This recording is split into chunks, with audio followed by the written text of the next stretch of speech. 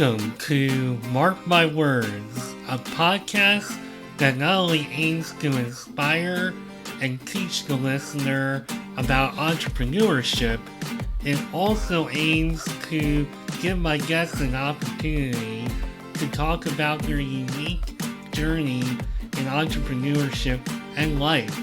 So join me and my guests as we meet at the crossroads on Mark My Words.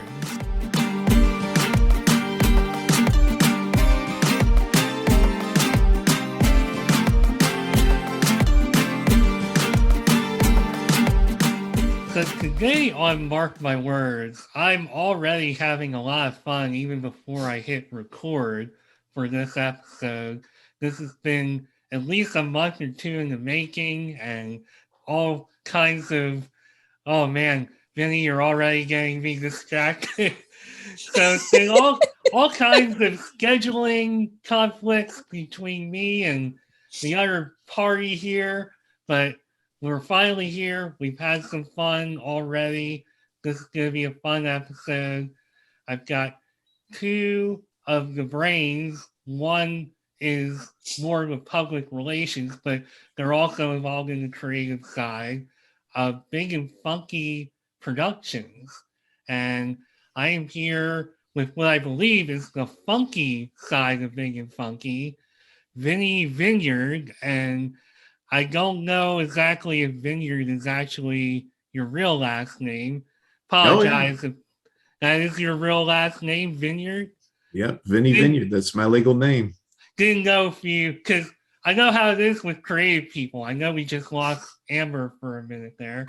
And every time this is when we were talking about her connection, and that she's like, I've got headphones in. Every time she just flakes out. She has terrible stuff. I'm like, you're doing these podcasts all over the world. And it happened. 2022, get your shit together.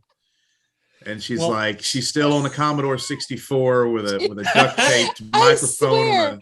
Every single time. Yeah, it's every time. We've been doing this for 7 or 8 months. You would think you'd be like, honey, we need $8 to go to Walmart and buy a rig for the computer, so we can look like we're not just Marc. Jethro people from East Tennessee.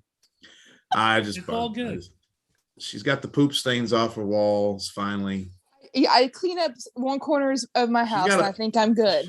She's got a lot of children and monkeys and all sorts of things running around in her house. And gerbils. She took gerbils to the doctor. I did. She took guinea pigs to the vet, and I was like, "Oh my God, they're dead." Tell the children. I said, "No, they're just going for a checkup." That's the kind of person we have that we're talking to, who takes a guinea pig, which in Brazil, guinea pigs are fast food. They sell them on the street to eat. You're taking them to the vet for a checkup. They got it good in America, baby. That's all I'm telling them. It's first world problems for guinea pigs. It's fine. Peru, not Brazil. I'm sorry. Well, putting all this aside, I trust Amber despite the technical issues. We've been coordinating for a long time to get to this point. You've done a terrific job. Amber Schultz is actually the public relations of Big and Funky Productions. Yes. She's here with us. You're also involved in the creative side as well.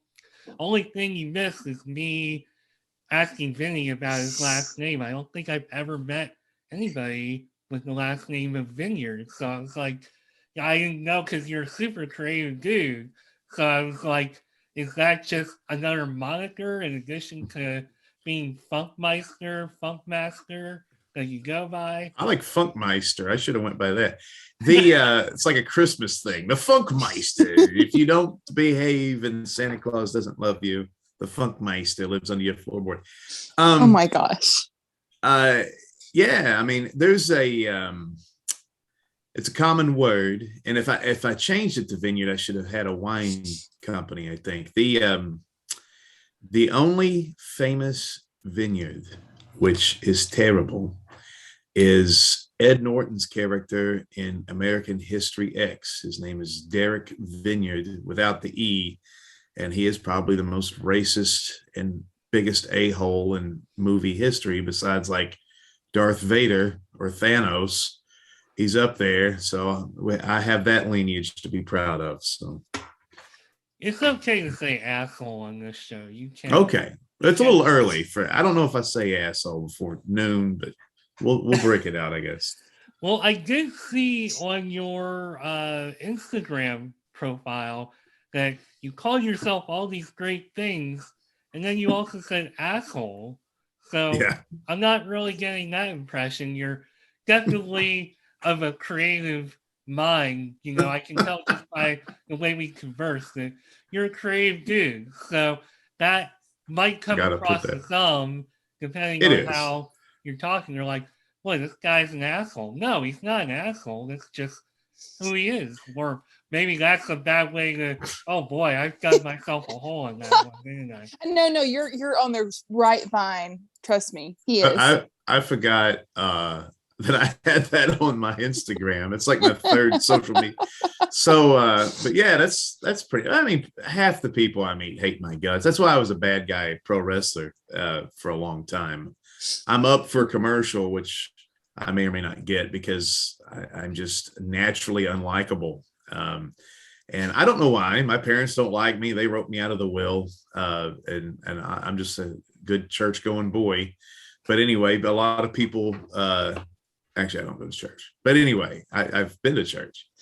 I thought it was a bar. But anyway, thought it was a cool looking bar, stained glass bar. It's pretty cool. It's open on Sunday morning. Anyway, a lot of old people in this bar, and the songs suck. It's worse than normal. But anyway, what are we talking about? Oh, me being an asshole. I'm used to this conversation. I think we were talking about that all last night. We had a group chat. We're excited because we got a third movie we're starting to work on, and everybody was calling me an asshole. One of our the biggest actress from our movie that is just coming out, we're so excited about.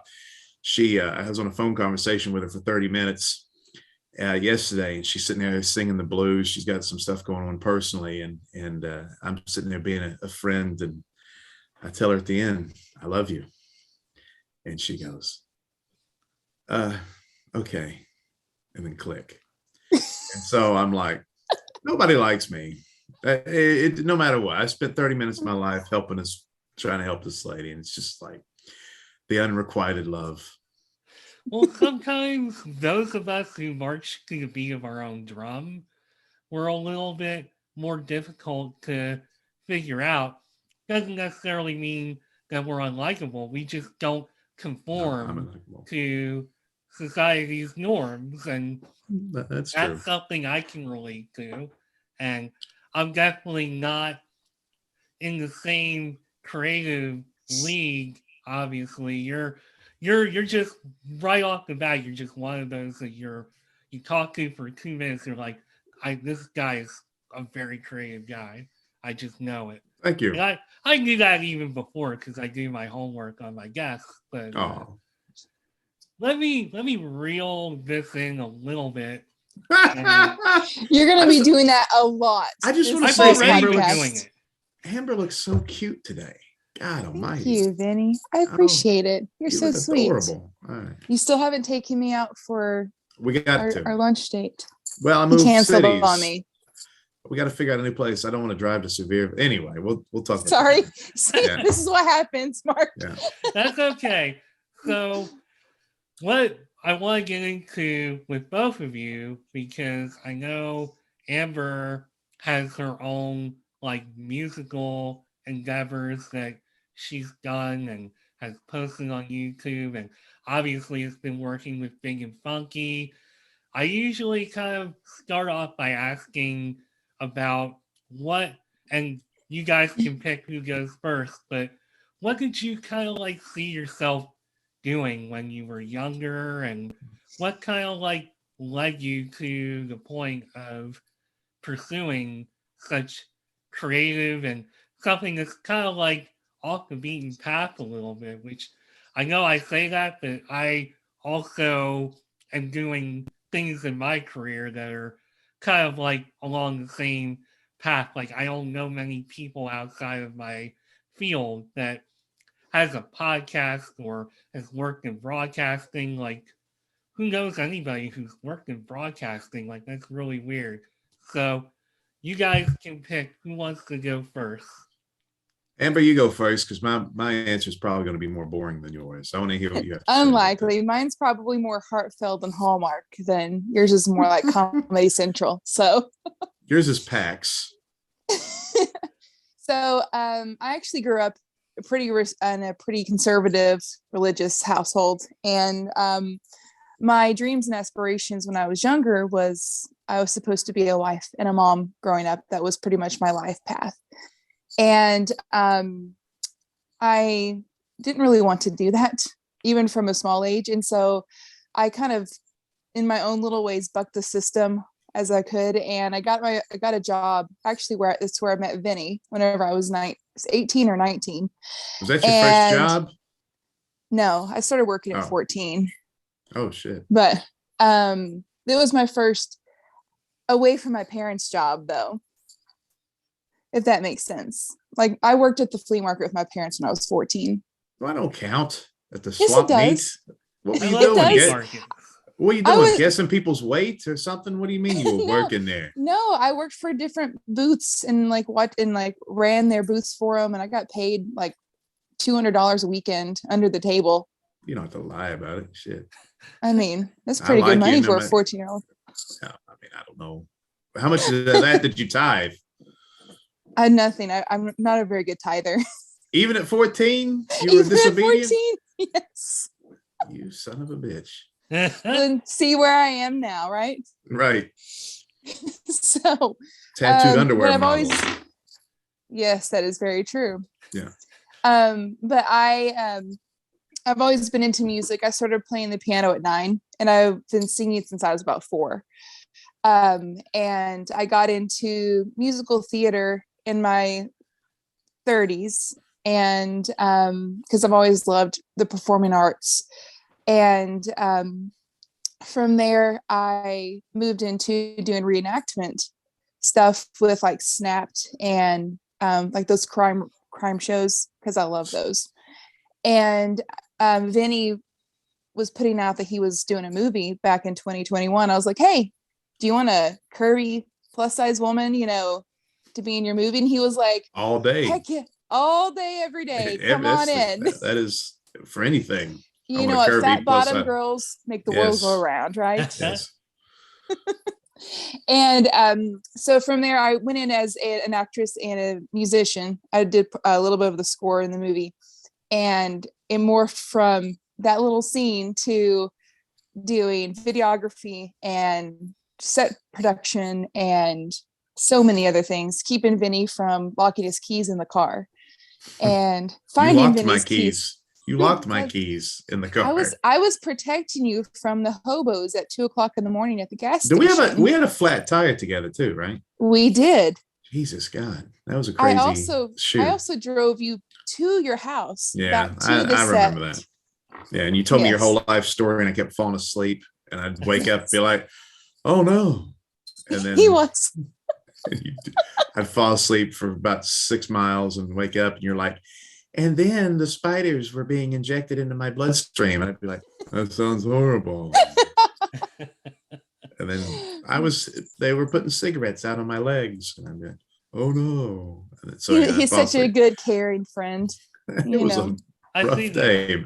Yeah. It was a rough day. It was a really rough day. It was like 4 hours in the car going back and forth. Anyway, yes. Yeah. But anyway, from there, that kind of got me into the world of Big and Funky, and I started doing PR work after the movie was finished. And with my music career, I met up with a violinist, and we started, collaborating to work with weddings and other venues and parties for live music. And we do cover songs for all genres. Like we could even do like Dr. Dre songs. So, nice. I mean, we do some fun stuff.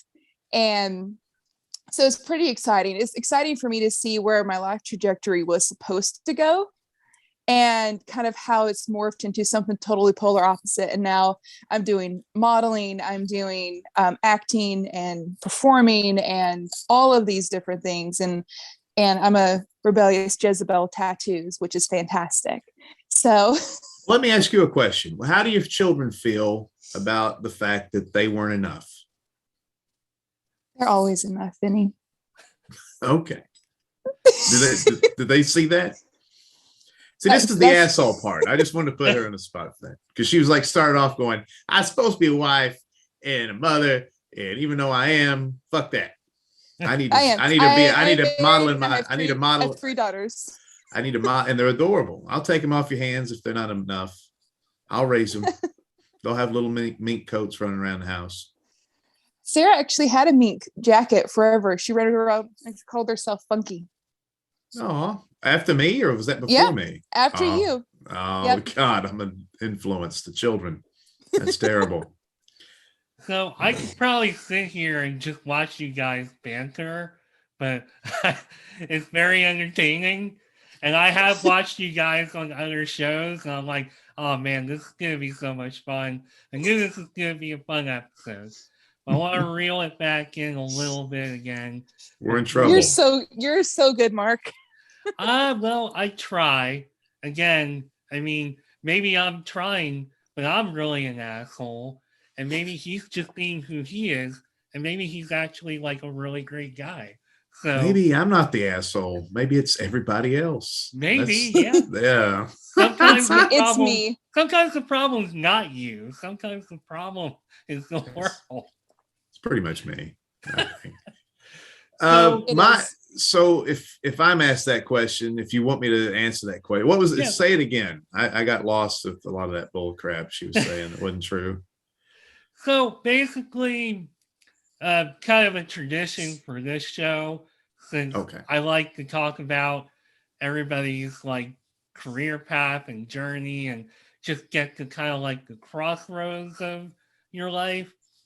Basically, I like to find out, because usually I can go to somebody's LinkedIn profile and be like, okay, at one point they went to college and they studied, I don't know, risk management. And now they're like the CEO of Big and Funky Productions. So, like, what is risk management a course you can take in college? Oh, I don't know. I just make it up.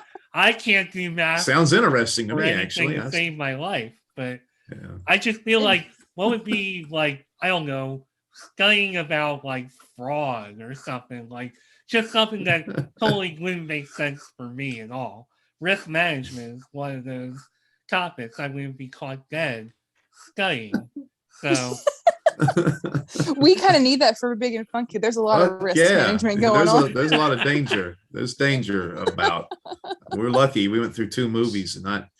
Well, before, I mean, if you want to go way back, I mean, lonely kid. I was a sibling of 2 other children in a fairly abusive home, and the other kids were a lot older than me, my brother and sisters. So a lot of time alone. So, I mean, even when I was a kid, I would record myself with a tape recorder with one of those, you push down the tape, the record and the play thing. And I would make radio shows that nobody would hear. And then I had another weird friend that would come over, and we would do we would pretend we're calling basketball games or something with fake characters and fake teams and stuff. So we were always like, trying to entertain even ourselves. And then, so when I got older, I fell in love with New York, fell in love with David Letterman, fell in love with, everything about that kind of showbiz, the East Coast showbiz is versus the West Coast. So I was more hack, vaudeville, comedian, radio, TV stuff. So I fell in love with Letterman. He was probably my first. And then I realized I had a comic panache. I was a class clown, and I got into acting in high school. And it was a small school, so I was the only male actor. So I won the Best Actor Award. And the only other actress won the Best Actress Award. I still have that trophy. It means a lot. But I won some competitions for humor, and humorous interpretation and after dinner speaking. And that kind of started I started doing stand-up comedy, but I lived down in Tennessee at the time and there wasn't a lot of places. So I was doing churches and I don't know, like swap meets, like Amber was probably there. You know, I was doing terrible gigs, playing in restaurants and all sorts of, there was no comedy clubs down here at the time. So got into radio, which the movie that we released is actually a real story. Well, until it turns into craziness, but the first part is pretty much a real story or an autobiographical story of me getting into radio, and the only job I could get because I didn't have a communications degree or a risk management degree or anything. I could only get a job at a Southern gospel radio station, and being an East Coast guy who didn't even know what really church was very much, it was a weird. So this movie that we just released is a horror movie. It's based on me getting into radio and seeing all this weird shit. And it's kind of like a Cousin Vinny fish out of water comedy in the beginning of this, but there's kind of horror seeps in. And then Y2K happens and the return of Christ and what happens when all the assholes are, since I can say that word, all the assholes are left behind and all the good people are taken up and we have to fight demons and stuff. So anyway, it was actually kind of fun to put that into a movie and kind of immortalize that part of my life or whatever for myself. And then I played music for a long time, and I was a bass player in a funk and hip hop and rock and roll band that toured around and made a lot of money and had a lot of fun and got a lot of stories from that. And then got bored with that, got into pro wrestling. I did pro wrestling for 15 years and started making television and started doing vignettes and comedy skits based on my wrestling character. And those have been fun. And met up with a guy named Big Luke at one point. And he was a knucklehead. He was a guy who was he was given to levity. He loved the fact that when he met me, I was taking a piss. I was in my Harlem Globetrotter outfit, and I had a giant afro that was adorned with Christmas lights. So I had this giant fake afro with lights going all in it, and I was borrowing it from a drag queen friend of ours named Demetria, who's also a wrestler. Demetria is a crazy person. She got fired from one of our gay bars locally because she kept stapling dollar tips to her body, and they told her to quit. She wouldn't. So she's fun, and so she's in our last movie too. So it was neat to have her involved. So anyway, he saw me with that giant wig, and he was like, "This guy's a knucklehead. He gets what wrestling's about," and he wanted to be friends. At first, I thought he was really weird because he's always smiling at me like. And I was just like, I'm gonna go over here to the other side of the locker room for a little while. And but anyway,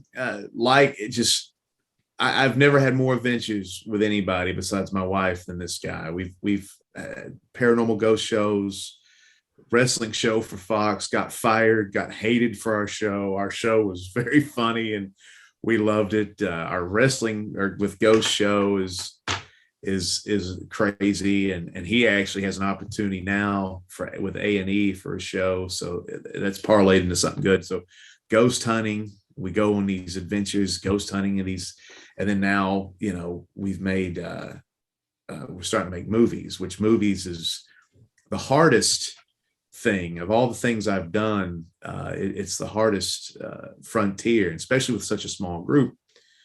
And so he was like, "Hey, let's start making movies." And I'm like, "Asshole."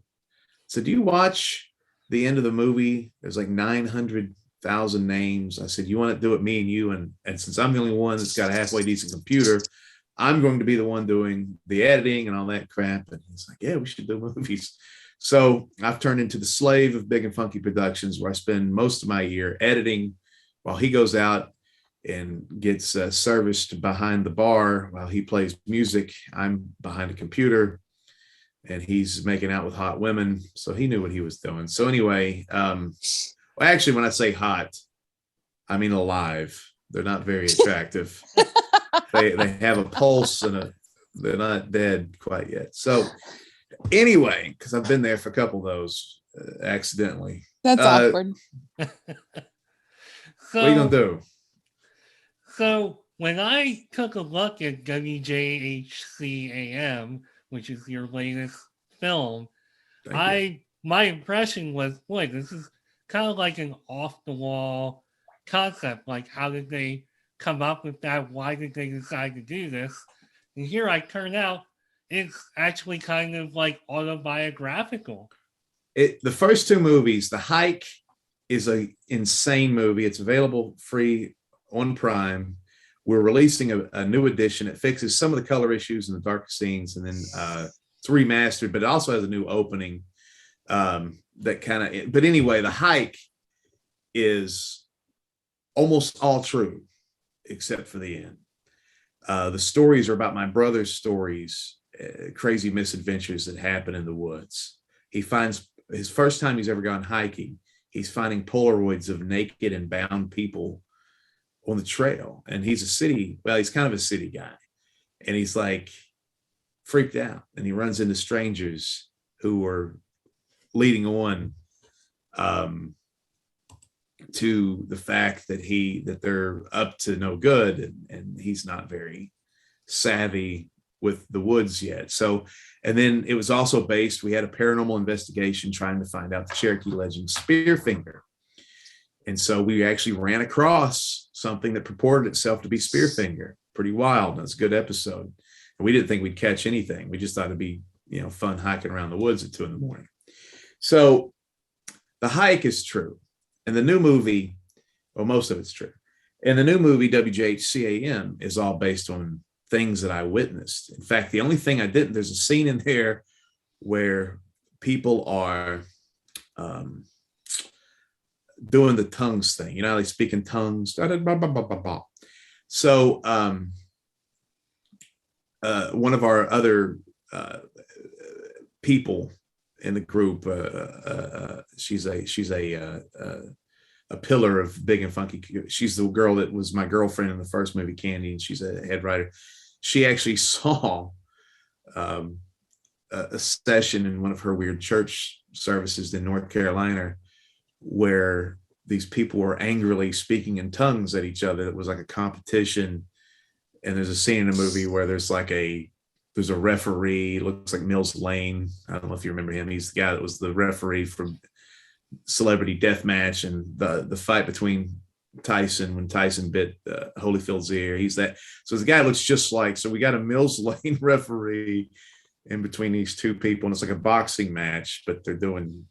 So anyway, she wrote that scene pretty much, and I kind of turned the comedy on that up to 11.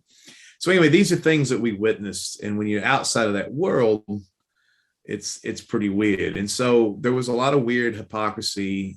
And so we're making 6 movies called the Smoky Mountain Chronicles. And they're all about these legends in the South or in the Smoky Mountains. And the first one's about the Cherokee legend of Spearfinger. She's a rock golem that eats livers of children, and she can shapeshift and use nature. Really crazy story and a neat bad guy. The second movie, WJHC, is about religious dogma, which I think is something that's, we're a couple of butt nuts. We do crazy shit. We have bestiality jokes, but there's actually there's morals to these movies. And not to get too sappy or whatever, and people probably find this weird, this movie's kind of my love letter to God in my way of doing it, where there's blood, tits, sheep fucking, murder. Oh boy. But this is the world. This is how I see the world. So I mean, my grandmother was a Baltimore hooker. So I mean, I'm a generation or two away from white trash. So this is the best I can do. Is for God. I'm going to make a horror comedy that's pretty weird. So anyway, so and we just got done. I'm so excited. This one's coming out. It's going to be about 7 or 8 weeks. It's going to be worldwide. It's going to be, you can get the DVDs and Blu-rays everywhere. And yesterday I'm with Luke and we drive out to the mountains and we start making out. And it's beautiful. There's bees. And I'm like, I've never done this with a man. And he said, I'll take care of you. No, I'm just kidding. We go out to the woods and he is gentle, by the way. and we start writing. I'm just sad I wasn't there. Hey, I'm telling you, the text jived. We were all texting last night. I'm glad. Did you do what you were going to do with Candy? Yeah, we're going back and forth. Yeah. Okay. How far have you gotten in that? She's on her next paragraph. So. Number 2. Okay. Well, she's flaky and busy, so I don't know how long that'll last. But anyway, so Luke and I start shaping the third movie. And so we came up with, it's going to be so good. And it's so cool to be with a group of people, and the people that are kind of outside, like our distributors and stuff, see, okay, this is a group of people that are musicians, they're pro wrestlers, they're ghost hunters, they're comedians, they're drag queens, they're furries, they're heavy metalists. Some of them are into Satanism, some of them are into Christianity, some of them are atheists, all colors, rappers. And it's this amalgamation of just really creative, weird, off the wall people who are going to make really strange movies. And so people are like, I think that can hit. And it, the first movie, very proud of, 36 awards and nominations, festival circuit. This movie, I think, is going to blow people away. And like you said, there's not a lot of movies like this one. It's kind of like Kevin Smith's Dogma. It's kind of like Clerks, but there's a horror element to it. There's a lot of campiness to it. There's a lot of humor to it.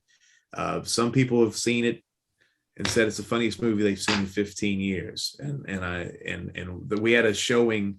Me and Luke were out in Hot Springs, Arkansas, shooting another scene for something. And there was a showing back in our hometown. It was not a pro big and funky crowd. They gave it a standing ovation.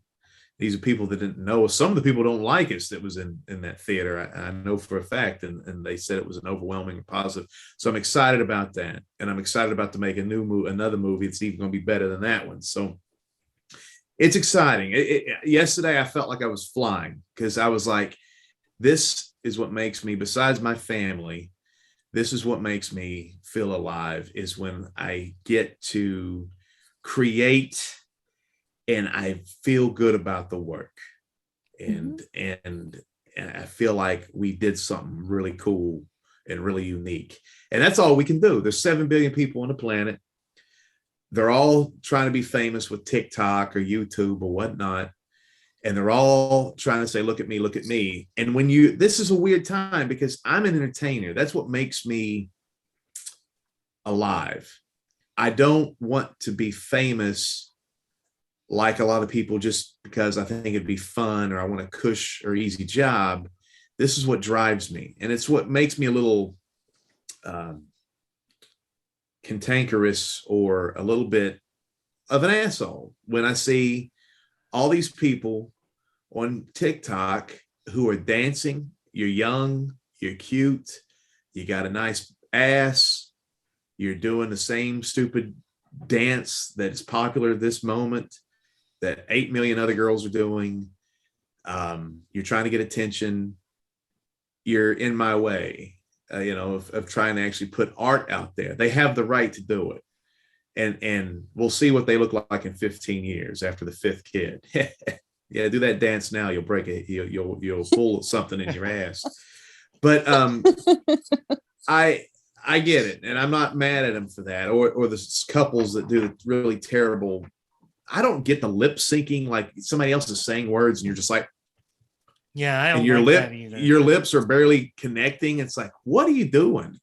So it's like when we come up with original skits and actually spend money to create content, and then people are just like, and I'm just like, you're in the way. And it's not just me, it's everybody. And it has a trickle down effect because late night television shows aren't competing. It's not Jay Leno versus Letterman. It's Stephen Colbert versus 8 million people or 8 trillion people on TikTok. That's the competition now. And it all affects. So when movie stars are doing TV and TV stars are doing commercials and commercial actors are doing reenactment TV and voice, it all trickles down. So it's harder for the actual entertainers to actually get some sort of footing because everybody's kind of there's less revenue at the top. So anyway, I don't know why I got on that no, thing, it's totally okay. I actually totally agree with you on that whole front, because for me, I don't have a podcast because I want to be a celebrity. I found, much like you and every other guest I've had on this show, I found something that I'm passionate about, which is entrepreneurship.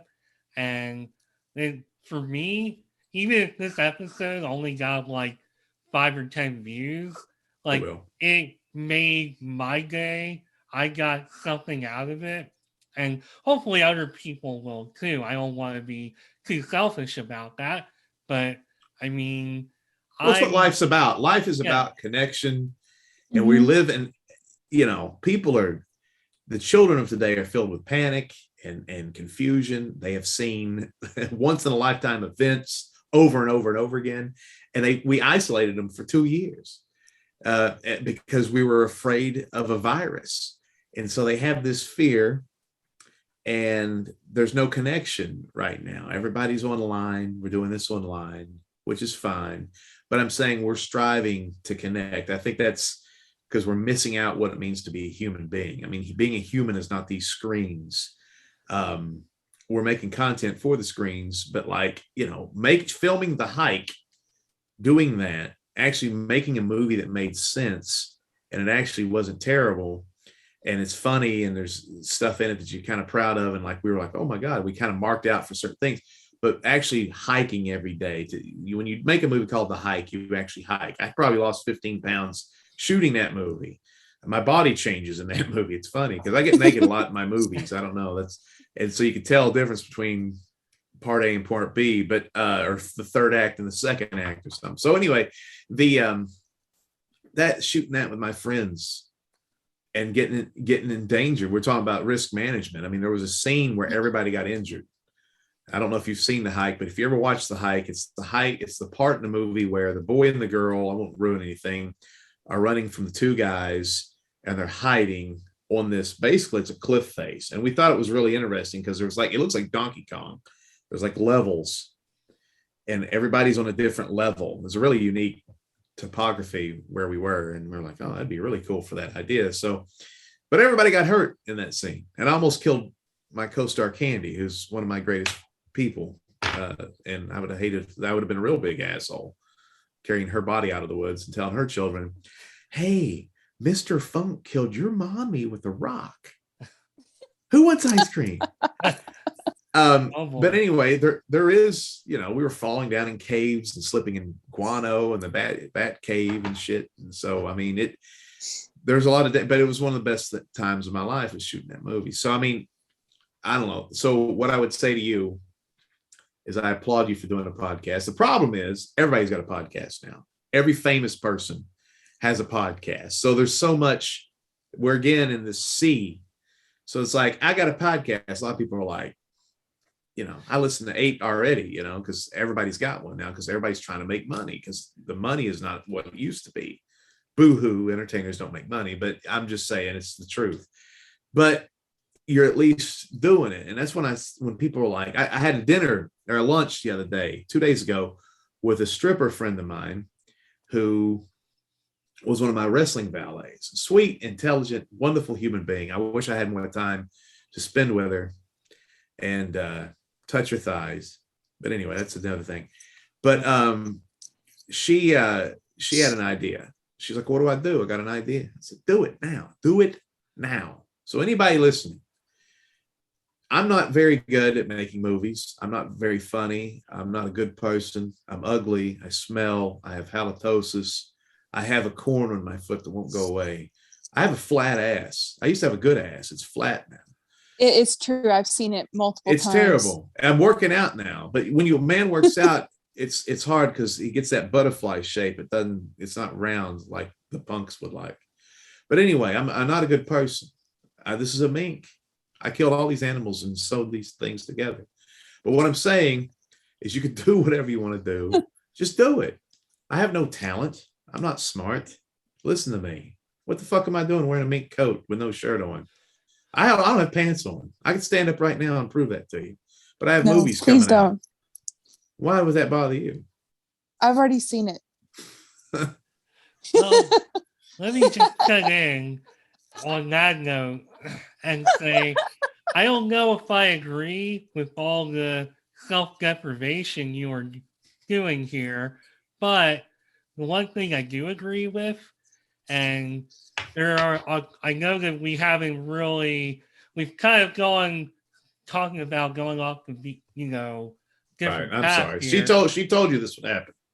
And I knew this would happen too, even before meeting you. I knew based on what I was watching elsewhere. I'm like, okay, this is going to go in a lot of different directions. But at the end of the day, I see a lot of common themes between you two and all the other guests that I have had on this show. One of them is there is a big difference in the way both of you talk about your past compared to how you talk about what you're doing now. It's clear both of you have really found your passion and you kind of like, because even for me as a creative person, I grew up wanting to do all these things. Like I dreamed of speaking, I dreamed of putting myself out there, I dreamed of doing things similar to what you're doing, which is taking your own life story and applying it to a production. And that is something I clearly haven't even gotten near, but it's all things I've dreamed of doing.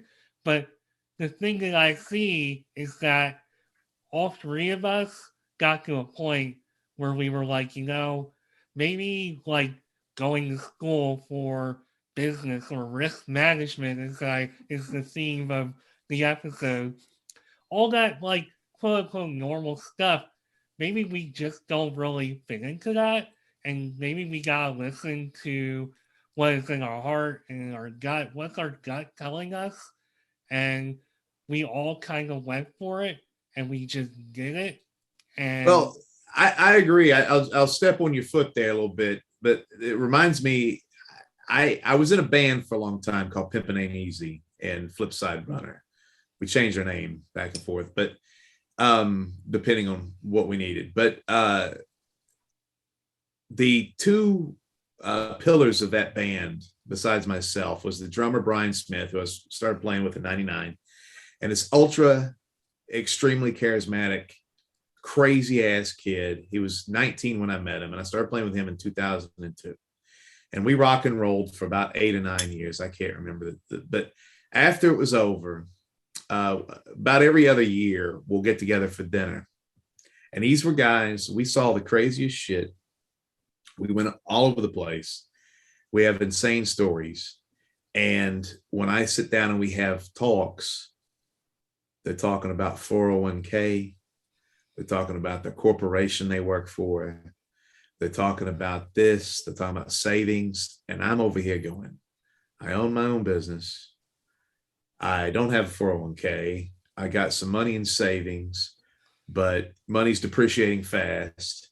But I don't, what they sound like to me is murder. Like, I hate the sound of that coming out of their lips because we ran the roads together and we lived a crazy lifestyle. And maybe it's time to grow up. Maybe they're smarter than I am. But for me, their highlight of their life is their kid getting accepted to college, or which is great. I'm not, or they skydive now, which is cool. But to me, it's like, I got my ass grabbed by a ghost in Mississippi, and the next day I was in a cage match in North Carolina, and then after that we're making a movie the next day. So I mean, my life is I like it, and you only have one life to live, right? And so I want to do everything I want to do. I don't want to sit there and make money for other people. I don't want to sit there and waste my time behind desks and things. I want to create and feel like I've had fun. I don't care about fame. I don't care about, I'd like to make money, but it's about perpetuating life. It's about scratching the itch. It's about doing what I feel like I was called to do, is entertain people. So that's what it is for me. And that's why it's great. I'll tell everybody, hey, do a podcast, do anything. If you want to reach out, be creative, just do it, man. And just because there's so many weird voices. And I have one of the, like in Big and Funky Productions, I'm not going to sit there and call anybody out or anything, but we're also like a ministry in a sense too, where we take all these broken people a lot of times and we bring them into the fold. Now, sometimes they're wacky and we have to shoot them in the back of the head behind a shed.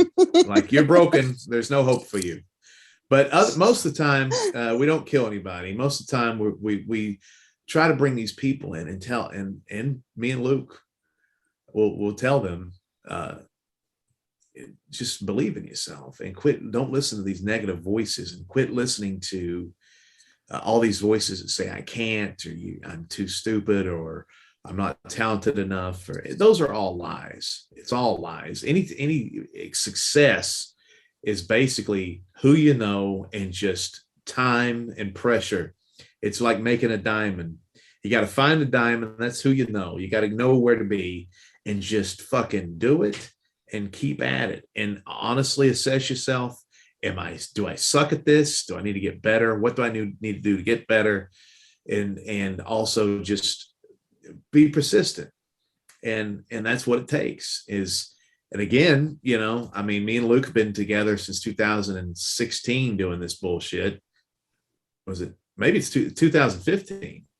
And, he's, today on the phone with a major television network with his own deal. And it just takes, and a lot of that is because I've encouraged him. I don't want to sit there and call him out, but Luke was a little lost himself. And since I've had past success, I kind of helped him, and then we've helped each other since. And then now he's about to be famous, and I'm still going to be editing these damn movies. But anyway, but seriously, and Amber, and I'm going to talk to you about you for a second, Amber. So when I met Amber last year, Amber's cute, and Amber was great, and Amber was shy, and now she's a lingerie model that's got her own music gig. I mean, this was stuff I think that we helped with her confidence and her belief. She thought she actually sucked at piano, and she was like sent something, like it was just a few months ago. That's the weird thing, is this new Amber is very new. And she sent something, and I was like, people normally, she was like Phantom of the Opera shit. I'm like, okay, the people can't play that. And she told me like 3 weeks ago, she listens and she can play shit. And she always thought she was bad because of the past trauma in her life. I'm like, normal people can't do that. She's playing with a violinist, got a master's degree from the University of Tennessee. And the violinist is like, you're doing shit I can't do. And so I think Amber's a shining example of there's 1 trillion people in the world who have these bullshit fucking lies in their ear, all this evil, low self-esteem, all this trauma, giving weight to people and a position and authority to people that are assholes and monsters, and giving way too much headspace to these people. And instead of using those people and realizing these people are assholes because they have certain titles in their life, they give them power, and too much power. They beat themselves up for no reason, and not to get religious, man. I mean, if there is a devil, all the devil does is give you a stick, and you beat yourself over the head with that stick, and that stick is low self-esteem. And if you get over your low self-esteem, if we can figure out how to do that, because it's tough, it's not easy, it's not a switch, but once you figure out how to get over your low self-esteem and not care what people think, you can achieve anything you want. Now, I'm never going to play, you have to be realistic, I'm never going to play for the New York Knicks. I'm not going to be a center. I'm 5'10". I'm not going to be a center for the New York Knicks. So I got to write that out. But anything feasible, I'm not going to be a teen model anymore. I'm too old for that. I tried. They sent me a really nasty letter, by the way, Tiger Beat. But you know, within reason, you can achieve whatever you want. And you know, everything that you just said there, and definitely want to, before I get back to my real point, I totally agree with you on Amber and her music. And I've gone to her YouTube page, Amber Dawn Wedding Music. Beautiful music there. Really enjoy her stuff. Go check that out. And I mean, everything that Vinny just said here, these are all messages. These are all things that I had to learn and had to build myself up. Because believe me, you had asked me, like, I don't know, 7 years ago, even 5 years ago, if, you know, you asked me to do a podcast or if I'd be on camera or doing anything that wasn't like technical behind the camera, I'd be like, no, you're crazy. Like, who would want to listen or who would want to like watch me?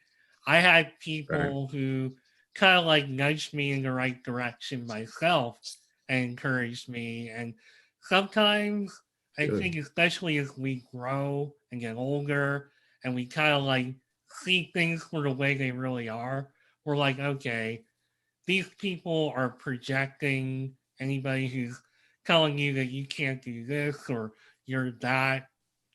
And I think we start to learn and we start to understand. And when we get people like the Vinnies of the world who push the Marcs and the Ambers of the world who are, you know, having imposter syndrome, and we see our talent for what it really is, it really is life changing and can push you in directions that maybe you dreamed about, but we're like, no way, like it's in my heart, it's in my gut, but it's not going to be accepted. That's not true. And I think everything you said there was spot on and amazing. And I'm running a little bit out of time, so I want to give you guys the floor a little bit to talk about how people can find you and your work, and maybe talk about what's coming up next, if anything, if you even know. Well, The Hike is a comedy horror. It's our first movie in the Smoky Mountain Chronicles, and that's available on Amazon Prime. There's a new version coming out, remastered with a new intro. It's going to be a worldwide release. It's going to be on DVDs and Blu-rays and stuff like that. Excited about that movie. It's a fun movie. Our next movie, WJHCAM, is coming out in the next 7 to 8 days. That will be on Amazon, and it also will be worldwide on DVDs and Blu-rays. We're about to start our third horror movie, which is actually no comedy in this one, called Camp Smokey. It's going to be damn good, man. And that should be released in about 5 to 6 months. I'm also shooting another movie called Evil Tacos, where I'm playing a redneck who kills human beings and turns them into taco meat. And I'm also starring in a movie about Stephen Percy, the lead singer of Cinderella, or Rat. Ooh, I'm sorry. I'm not a fan, but I'm going to play. That's what acting is, kids. I'm going to act like I'm a fan. And some sort of comedy where it's a road comedy where a guy's trying to go see the last Rat concert or something in California. And that's going to be exciting. We have Wrestling with Ghosts, which is a paranormal comedy show, but it's actually real investigations. That is available on Asai TV, Intrigue TV, Saltbox, and a few other platforms, Maryville TV. And I think and if you go to bigandfunkyproductions.com or our Big and Funky, and that's Big N, not and, Big and Funky Productions YouTube page, you'll see comedy skits. We're about to shoot some more comedy skits and stuff like that. And that's, we do video game stuff, we do music stuff. So our problem is we have too many irons in the fire and it confuses everybody, but we have a lot of entertainment over there that's pretty good. So that's all that I have. Amber? You took the words right out of my mouth. We do have a podcast every Thursday at 7 p.m. Right. Eastern time, and it's a live podcast. Sometimes we have guests. Sometimes it's just 1, 2, or 5 of us.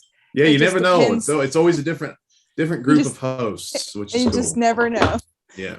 We have a great time, and we also have a Facebook page, Big and Funky Productions, and you can follow us on there as well.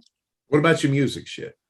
Oh, yes. My music is amberdawnmusic.com, or on YouTube, it's Amber Dawn Wedding Music, and you can see all of my stuff on there. Awesome. All your stuff.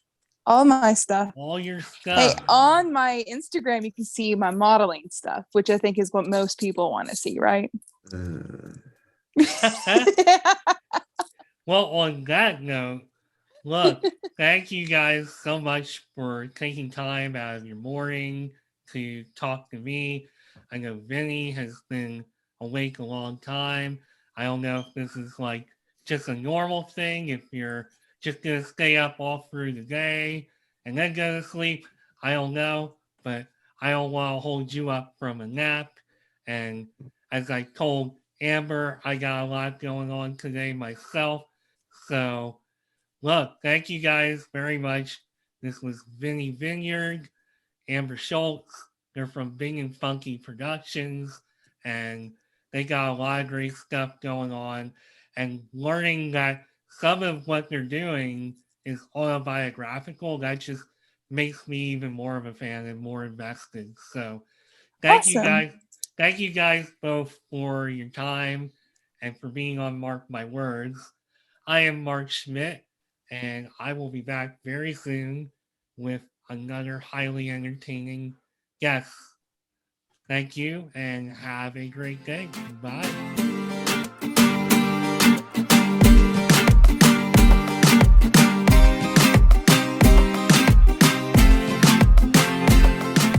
Thanks again for taking time out of your busy day to listen to Mark My Words.